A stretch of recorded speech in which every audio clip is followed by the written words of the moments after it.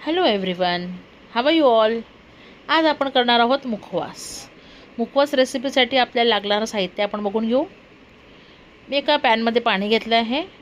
आता हे पाणी जे मी घेतलं आहे ते साधारणतः 1 किलो मुखवाससाठी घेतलं आहे. आता या पाण्यामध्ये हळद घातली आहे आणि आपण आपल्या चवीप्रमाणे काळं मीठ घालणार आहोत आणि हे मिश्रण छान एकजीव करायचं आहे. मग हे पाणी आपल्याला आपल्या सर्व साहित्याला व्यवस्थित लावून घ्यायचं आहे. तुम्ही किती प्रमाणात मुखवास बनवणार आहे त्याप्रमाणे हे पाण्याचं प्रमाण तुम्ही चेंज करून घ्यायचं आहे. आता हे पाणी व्यवस्थित एकजीव करून घेतलं आहे. आता आपण परातीमध्ये सर्व साहित्य घेऊया. सर्वात आधी मी बडीशोप घेतली आहे. साधारण 200 ग्रॅम बडीशोप घेतली आहे. त्यामध्ये आपण आता पांढरे तीळ मिक्स करू. 100 ग्रॅम पांढरे तीळ घेतले आहे. त्यानंतर मी 100 ग्रॅम चिया सीड्स घेते आहे. चिया सीड्स 100 ग्रॅम मिक्स केले आहे याच्यात. आता आपण जवस घेतली आहे. साधारण 200 ग्रॅम जवस मी घेतले आहे. जवस आणि बडीशेप 200 ग्रॅम घेतले आहेत आणि बाकी सर्व जिन्नस आपण 100 ग्रॅम घेणार आहोत. तुम्ही प्रमाण कमी जास्त तुमच्या हिशोबाने करू शकतात. आता आपण याच्यात घालूया काळे तीळ. काळे तीळही मी 100 ग्रॅम घेतले आहे. पांढरे तीळ आणि काळे तीळ दोघंही आपण याच्यात घेणार आहोत. तुम्हाला नको असतील तर तुम्ही काळे तीळ स्किप करू शकतात. यात मी आता पंपकिन सीड्स घेतले आहे. ते पण 100 ग्रॅम आहेत. आता याच्यामध्ये आपण वॉटरमेलन सीड्स घेणार आहोत किंवा तुम्ही त्याला मगज म्हणतात. ते पण मी 100 ग्रॅम घेतले आहे. आता आपण सनफ्लावर सीड्स घेऊयात. सनफ्लावर सीड्स पण मी 100 ग्रॅम घेतले आहेत. शेवटी आपण ओवा घेऊया. ओवा 100 ग्रॅम घेतला आहे. तुम्हाला हवं तर तुम्ही थोडा प्रमाण कमी करू शकतात. आता हे सर्व साहित्य आपल्याला व्यवस्थित एकजीव करून त्याला आपण हे मिश्रण जे बनवलं आहे ते लावून घेऊ. असं पाणी लावलं की हे मीठ सर्व साहित्याला व्यवस्थित लागतं. आता आपण हे सर्व छान मिक्स करून घेऊया म्हणजे सर्व साहित्याला हे मिश्रण किंवा मीठ व्यवस्थित लागेल. नंतर हे आपल्याला भाजून घ्यायचं आहे. पण सर्वप्रथम आपण आता हे मिक्स केलं की थोडं फॅनखाली सुकायला ठेवणार आहोत. ठीक आहे.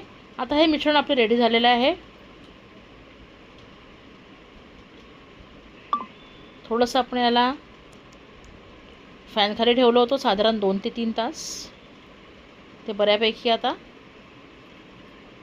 मुरलेलं आहे. त्याच्यामध्ये मीठ वगैरे त्याच्यात व्यवस्थित ॲब्सॉर्ब झालेलं आहे आणि आता आपल्याला हे छान मंद गॅसवर भाजून घ्यायचं आहे. इथं मी कढई घेतली आहे. सर्वप्रथम आता मी कढईमध्ये थोडंसं जिरं, 2 वेलची आणि थोडीशी दालचिनी छान ड्राय रोस्ट करणार आहे. हे आपल्याला मिक्सरमध्ये बारीक करून आपलं मुखशुद्धीमध्ये मिक्स करायचं आहे. हे मिक्स केलं की एक छान फ्लेवर तुमच्या मुखशुद्धीला येतो. तुम्हाला हे नको असल्यास तुम्ही हे स्किप करू शकतात. आता हे आपलं मिश्रण ज्याला आपण मीठ वगैरे लावून घेतलं आहे आपण छान हे पॅनमध्ये भाजून घेणार आहोत. तुम्हाला हे भाजताना एक गोष्ट लक्षात ठेवायची आहे की तुम्हाला सतत स्थिर करत राहायचं आहे आणि हे मंद गॅसवरच भाजायचं आहे. कारण गॅस कधी मोठा असला, तुमची फ्लेम जर मोठी असली तर हे जळण्याची शक्यता असते. तर हे तुम्हाला कंटिन्युअसली स्टीर करत राहायचं आहे आणि तेही मंद गॅसवर स्टीर करत राहायचं आहे म्हणजे प्रत्येक गोष्ट आपल्या साहित्यातली व्यवस्थित भाजली जाईल. आता हे मिश्रण मी इथं मिक्सरला फिरवून घेते. जिरं, दालचिनी आणि थोडीशी वेलची घेतली आहे. इथं आपली मुखशुद्धी पण आपण व्यवस्थित साहित्य सगळं भाजून घेत आहोत. तुम्ही आता बघू शकता तसं जसं तुमचं मुखशुद्धी हे सर्व साहित्य भाजलं जाईल तसं जसं ते थोडंसं हलकं हलकं तुम्हाला वाटेल. ओके. तुम्ही बघू शकता आता हे किती क्रिस्पी झालं आहे. ओके. त्याच्यातलं बाष्प अजिबात ठेवायचं नाही आहे. कधी मॉइश्चर राहिलं याच्यामध्ये तर हे खराब होऊ शकतं. त्यामुळे ही व्यवस्थित भाजून घ्यायचं आहे, जेणेकरून त्याच्यामध्ये कुठल्याही प्रकारचं मॉइश्चर राहायला नको. आता आपण हे मिक्सरमध्ये केलेलं जिरे, वेलची पूड आणि दालचिनी पूड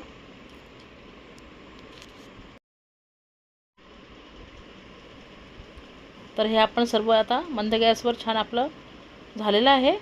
आपण याच्यामध्ये वेलची पूड, दालचिनी पूड आणि जिरे पूड पण मिक्स केली आहे आणि छान हे मिश्रण आपण मिक्स करून घेतलं आहे. आपली पौष्टिक अशी मुखशुद्धी रेडी आहे. ही मुखशुद्धी किंवा हे मुखवास तुम्ही एका काचेच्या बरणीत भरून ठेवू शकता किंवा एखाद्या एअरटाईट बॉक्समध्ये पण 2-3 महिने ही व्यवस्थित राहते, हिला काहीही होत नाही. तुम्ही बघा आता हे कशा प्रकारे एकदम मोकळी मोकळी झाली आहे आणि तिच्यामध्ये कुठल्याही प्रकारचं मॉइश्चर आता नाही आहे. पौष्टिक अशी मुखशुद्धी आपली रेडी झालेली आहे. चला आपण बघूया कशी झाली आहे. शरण्या कशी आहे ग? टेस्ट कर. Wow, yummy. एन्जॉय.